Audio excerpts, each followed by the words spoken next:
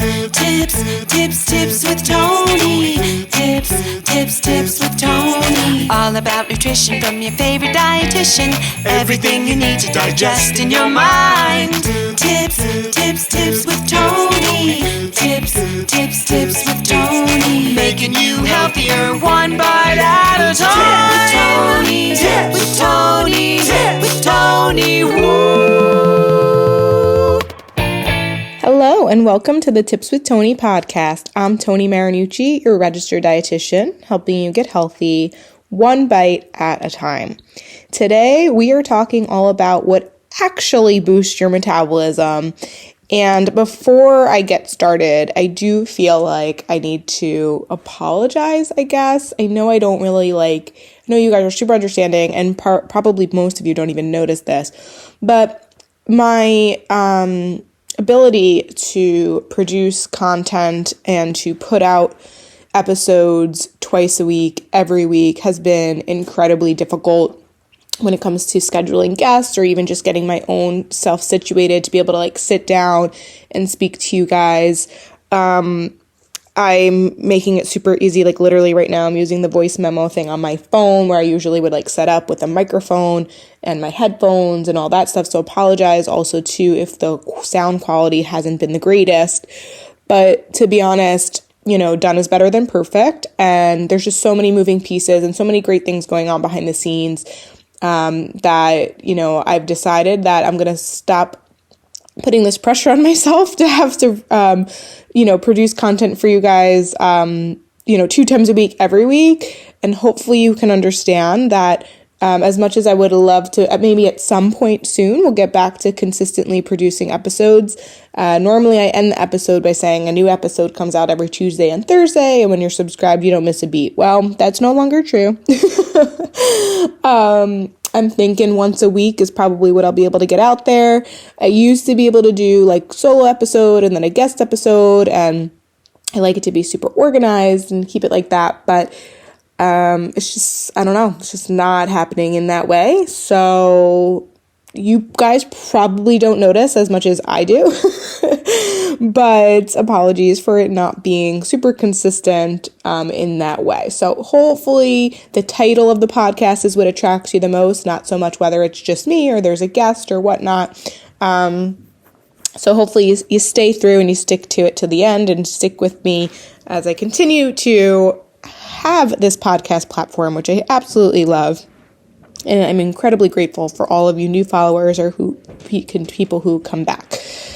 So thank you for understanding in advance. Today we're talking about your metabolism and what actually boosts it. I've been providing a lot of workshops at local gyms like Orange Theories, F45s, even just online groups, and all about transformation because I can't believe it's February already. But it's the start of a new year. And at the start of the new year, a lot of people, set New Year's resolutions to change themselves. And it's a beautiful thing, I think, because of the energy that is inspired at this time. However, we know with the wrong mindset, if you don't have the right program or systems or methods that you're following, then unfortunately, whatever intentions you have, my guess is probably 50% of you listening probably forgot you even set a New Year's resolution or are struggling to adhere to it. And that's not to make you feel bad. It's just the reality of that, most people who set out New Year's resolutions, quote unquote, fail just because they're just, they don't have the right mindset or the right method. So what I want to explain to you today is kind of maybe not so much why that is. We're going to be providing a free masterclass actually for you guys and anybody who follows me on social media and stuff. And we're going to be having it at the end of February because I've noticed through giving teaching at all these different workshops and providing a lot of value that I'm going to these people's places of work or where they work out. And they're great groups, but I feel like I could really reach the masses if we host a virtual masterclass with everybody who follows me. And a lot of the stuff I've been teaching, I think, you guys would really enjoy in greater detail. So one of the things I teach through transformation is that definitely we know all about mindset. I can talk about it till we're blue in the face, and that is equally as important. But the other part is really understanding your metabolism, really understanding the science behind it, and really starting to work smarter instead of harder. So I think a lot of people, when they're trying to lose weight and speed up their metabolism, they hear all this information and they work out a lot and they decrease their calorie intake a lot. And they do the extremes and they think that the harder they work, the more results they're going to get. But we know that just backfires. It's not sustainable. You can't be consistent. And believe it or not, those very low calorie meal plans are actually destroying your metabolism. And so hopefully by the end of today's episode, you're going to get a deeper understanding of that. With that said, if by the end of this, you're like, I still want to learn more, well, you're in luck. We have a free masterclass coming up. So make sure you go to the show notes to sign up. If you have to pause this, go sign up and come back. Definitely go and do that. When you do that, also make sure you check your spam or junk mail and you press confirm, because sometimes people tell me they sign up and that they didn't get information. Another thing I would say about that is make sure you type in your email right, because I get that a lot.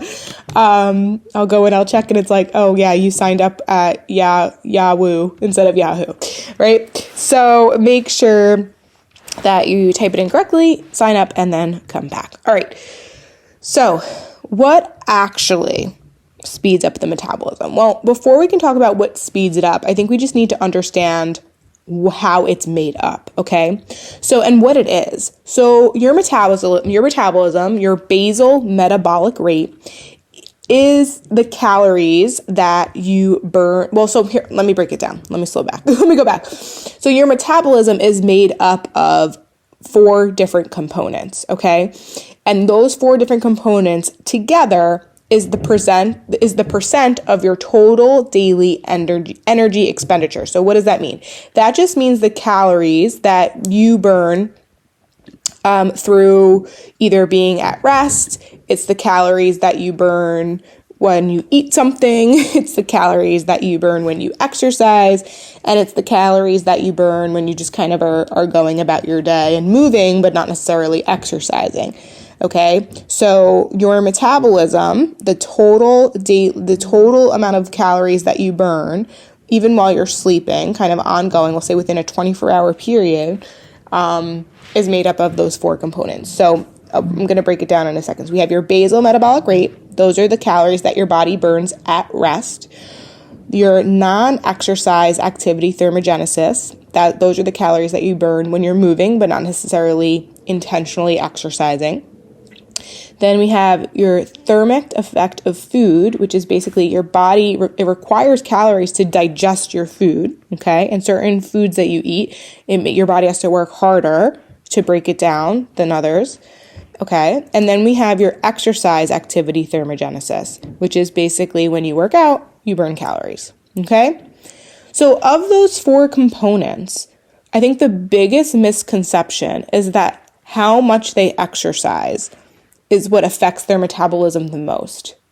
But I'm sorry to break it to you guys, but that actually is what affects your metabolism the least.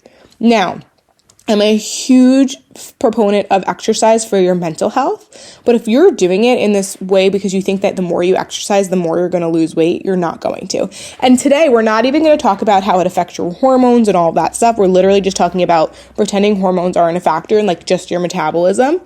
Like your exercise, yes, you're burning calories as you work out, but think about it, 1 hour compared to 23 hours of your day, that's not going to make that much of an effect. Yes, you burn calories after you work out and all that stuff, but in regards to what actually makes up how many calories you burn, that is literally the least amount that makes up to it.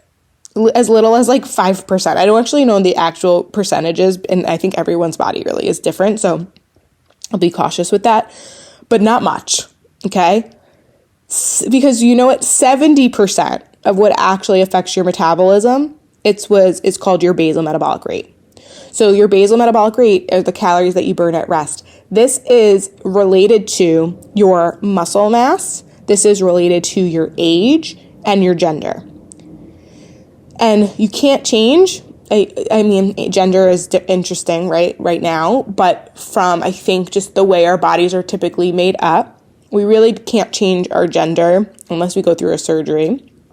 And we can't change our age as much as we might want to. But we can change our body composition. So that's why when I want to be cautious where kind of like your day-to-day, your exercise is not affecting like your day-to-day calories burned. However, in time, if you engage in more things like strength training, if you make sure you're eating adequate protein, right? Because protein helps build muscle, and you actively work on building muscle mass, then in time, actually, your basal metabolic rate, which comprises of 70% of your metabolism, actually will and can change.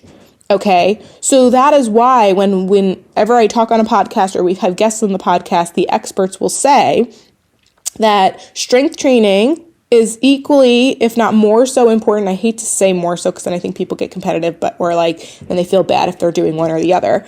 But strength training is incredibly important for your muscle mass, whether you're a male or female. You need to strength train because the more you strength train, and it doesn't have to be a lot, but 2 to 3 days a week for like 30 to 45 minutes and making sure you're working all those muscle groups is plenty. Absolutely plenty. In time, that will actually increase your metabolism. So then the more muscle you have on your body, the more calories you burn at rest. So what you can actually end up doing is be able to, as you burn more calories, right? Calories are a unit for energy. As you burn more calories, that means at rest, that means you actually don't have to work out as hard. You can work out, you have to be consistent for sure, but you actually don't even have to eat less. And if your goal is fat loss per se or sustainable weight loss, you could actually start to eat more and maintain your weight, which is the goal, right? Weight loss is not the goal. Weight loss maintenance probably is the goal for some of you. And then just regular weight maintenance and stability, which I think so many people overlook, is absolutely incredible. If you're used to going up and down and up and down and up and down on the scale and you can just stay at the same weight forever, how much better is that than dealing with these fluctuations and having to change clothes and buy new clothes and all that stuff that comes with it, right?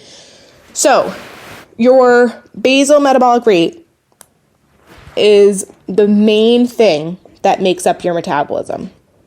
Okay? The next thing, and it's crazy that I just like that we live in a society that makes you think that it's all about diet and all about exercise. Sometimes people think it's more exercise than diet, and we know it's mostly your diet and your nutrition compared to exercise. However, ironically, the two main things, the bigger components, the basal metabolic rate affects most of it. And then the next thing is not what you eat. The next thing is your non-exercise activity thermogenesis, your NEAT. Those are the things that if you walk more, if you sit less, if you're intentional, maybe you have a desk job and you get up more, if you decide to, clean on the weekends rather than just sit on the couch on the weekends, it's just like kind of if you stand more than you sit, right? Those are the things that actually, that's the next thing that takes up most of your metabolism. And that could be anywhere from around 15%. So 70% is your basal metabolic rate. Your non-exercise activity thermogenesis can be around that 15%. And then 10% is food, and then 5% is your exercise activity thermogenesis. Once again, this is very rough. I'm giving rough numbers. I don't know if the percentages are exact, but there you get the point. The majority is your BMR, your basal metabolic rate. Then the next thing that makes up your metabolism the most is your non-exercise activity thermogenesis. This is why, think about it, guys, if many years ago, instead of driving everywhere, instead of taking the train everywhere, instead of, taking the escalator everywhere, we walked, and we had to physically walk to get to our location. We had to take stairs. We had to go climb things, right?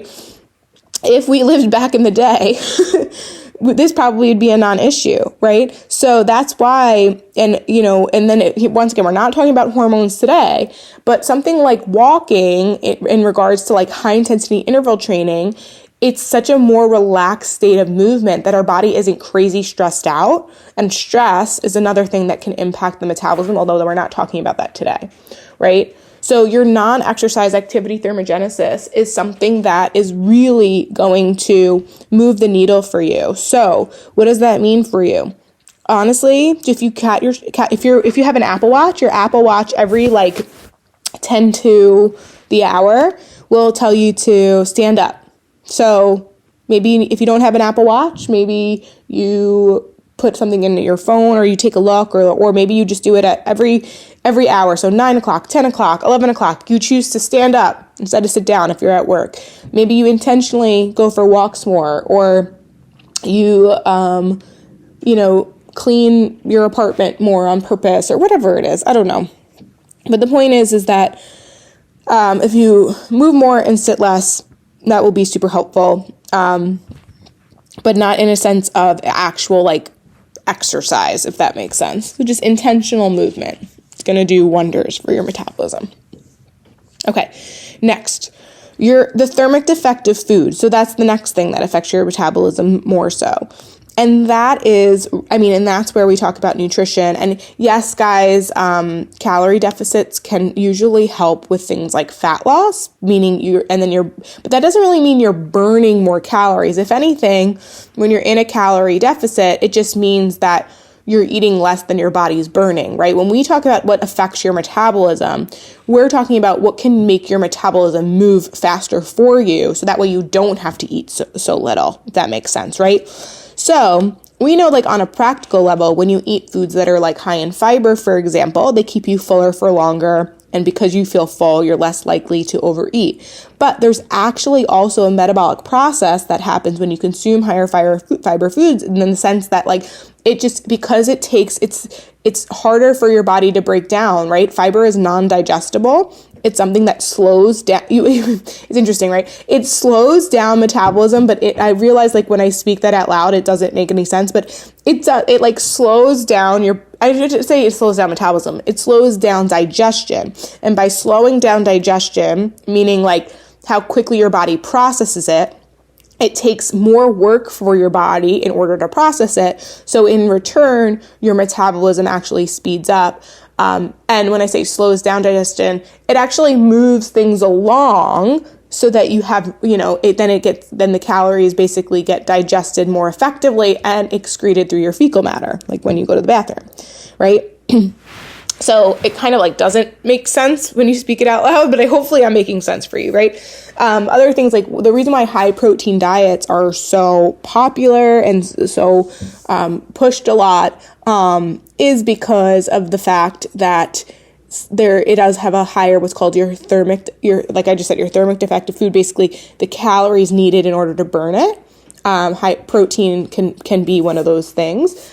But then there's the logical thing is that protein also preserves muscle mass. So that can be important too. So that's why things like fiber, protein, these are things that are usually really encouraged, especially in a weight loss community or fat loss thing. And the question is it because it affects your basal metabolic rate or your metabolism overall? Or is it also because when you eat those foods, you tend to feel more satiated? Because, for example, protein affects your hunger hormone. So once again, we're not talking about hormones, but there's a lot of reasons and benefits to the foods. Now, that doesn't make, all these other, I'm not saying that doesn't mean you shouldn't eat foods that come from fat or carbohydrates, right? But the type of carbohydrate and the type of protein definitely matters. And, just eating more fruits and vegetables and, those lower calorie food options are great in the sense that, they will fill you up for less. But when we're really talking about what actually speeds up your metabolism, those more nutrient dense, high fiber foods require your body more calories in order to break it down, because there's more nutrients that need to get absorbed. There's more processes that are happening. And so that's why a balanced, nutrient dense diet can affect your metabolism in the long run. Okay, so to recap, what affects your metabolism? Mostly your basal metabolic rate, which we can't change our age. And for most of us, we're probably not or don't want to or aren't able to change our gender in a sense in the way that it's even going to affect our metabolism. But from a body composition thing, our muscle mass is something that we can change. However, it takes time. So we need to do things like strength train, eat adequate protein, get enough sleep. And I feel like some of you are probably thinking, how much protein is enough protein? Well, that also varies by your age and your gender and your activity level and all of those things. But I would say the answer I give to people, because a lot of people try to say like 1 gram per pound of body weight. I don't really love to use body weight because, once again, so many things affect your body weight, and so I don't really feel like that's adequate. But I think if you can have someone calculate, if you can take, a lot of these places where I am teaching at, they have what are called like in-body scans, or they have the ability to understand like what their calorie needs are based on their muscle mass. If you can get your total calorie needs and then you take about 30% of that, 30% of those total calorie needs, I think should come from protein if you are working on maintaining your muscle. And if you're working on building your muscle, you could even go upwards to like 35% of your total calories. But it really is dependent. But I wouldn't get so stuck on that. I would say aim for about 20 to 30 grams of protein at each meal, and if you snack in between, make one of them also a high protein option. So don't stress over it. Just try to make it there, and then balance it out with complex carbohydrates that are high in fiber, and then or fruits and veggies, and then some healthy fats, and that'll probably help with your metabolism in the long run. Okay. So your basal metabolic rate, preserve that by adequate protein and strength training. Your non-exercise activity thermogenesis, try to walk more, sit less, be intentional about movement, but not necessarily, intense exercise, just move more. Thermic effective food, similar to what I just said, high protein, high complex carbohydrates, high fiber foods. And then, obviously the calories, if you're trying to lose weight or lose fat, you want to be in a slight calorie deficit, but not too much, because if you go too much, too low, then you actually, you end up lowering your basal metabolic rate, because you're telling your body, I don't need this, and it goes too low. So you don't want to do that, but you want to do a slight calorie deficit if that's important to you, or I think just eat at your calories. You'll feel really great. Your calorie needs. If you eat more than your calorie needs, then it will slow down your metabolism, because your metabolism, it has more things to digest. Okay. And then your exercise activity thermogenesis. I think exercise is incredibly important for your health, for your mental health, for your physical health, for things like lowering blood pressure, for things like, just like I said, stress management, focus, endorphins, good moods, all the things. But if you're doing it because you're thinking that if you exercise more, you're somehow going to lose more weight or get more results or have that physical transformation that you're looking for, I would really, really rethink that, because it's literally the least amount that actually affects your metabolism in the long run. Okay? I hope you found this helpful. If you did, share it on your story. Tag me at tips_with_Tony. Share it with a friend. Make sure you go to the show notes to sign up for that free masterclass. It will be live. It's going to be the end of February. Whether you can attend live or not, by signing up, you get access to the replay. So I would just say, go ahead and get that signed up in there, so that way you can hopefully attend live, because we're definitely going to be offering some really fun bonuses and deals for those who are live. But either way, it's going to be incredibly informative. So sign up so you can watch it, whether it's live or the replay. All right, guys, thanks so much for listening. As always, I'm Tony Marinucci, your registered dietitian, helping you get healthy one bite at a time.